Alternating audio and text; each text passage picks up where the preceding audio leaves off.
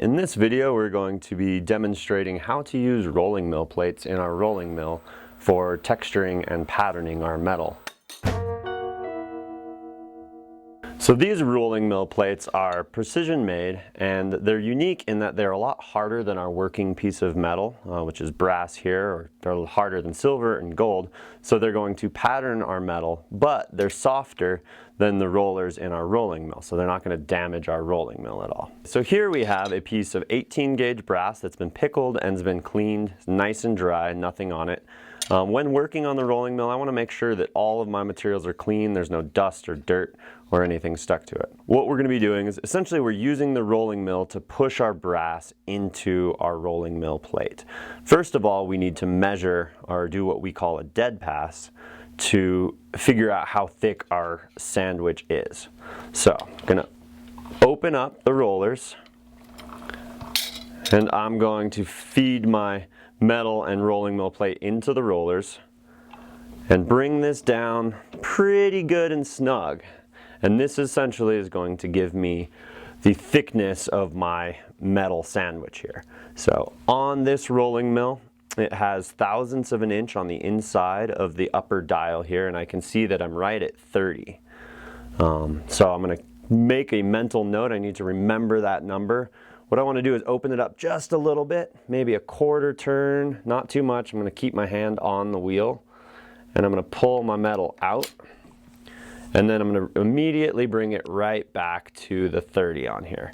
Now, what I did with my dead pass was I measured the thickness of my metal and my rolling mill plate. What I want to actually do is push my my metal down into my rolling mill plate about 7 to 10 thousandths of an inch. So I'm going to dial this down an additional, say, 9 thousandths of an inch. So now it's at 39 on the dial here. So now that we have our mill all set up, we're ready to go ahead and roll our metal. So I want to align this on the plate, and I'm going to put it through right in the center.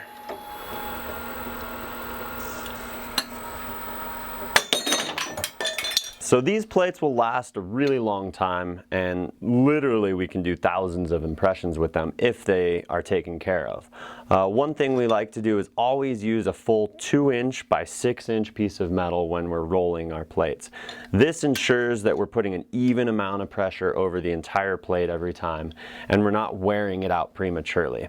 If you think about it, and we were to do a narrow strip of metal just down the center of the plate, and we do that over and over again, we're going to wear a groove in the plate. So again, we always like to start with a nice 2-inch by 6-inch sheet of metal, and then we're going to go ahead and we're going to cut our finished pieces of jewelry out of that bigger plate. So we have a few different types of plates. Our regular plates have nice big bold patterns to them, and these work well on bigger work pieces. They also work best with thicker gauge metals. I like to work with 18 or 20 gauge on these. It's also a nice gauge for working in rings and bracelets. We can work with thinner metals on these big bold pattern plates, but beyond about 22 gauge, the pattern starts to show less and less detail. We also have these fine pattern plates. So these are a much kind of tighter, finer design to them. These work really well with 22 gauge up to 26 gauge, and they work great for smaller work pieces that require finer detail. So if you need to be rolling smaller pieces of metal than a full 2x6 pattern plate, you can actually cut your pattern plate down into 2 or 3 pieces, thereby giving you the ability to roll smaller pieces of metal.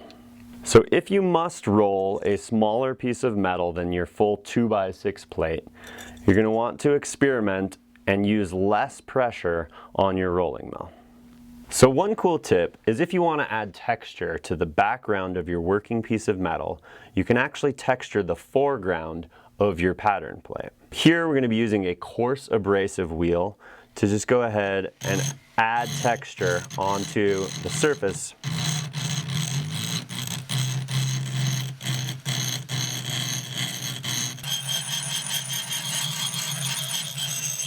Now you can see the background texture from our abrasive wheel on our finished piece of metal. For more information, check out riogrande.com or give us a call.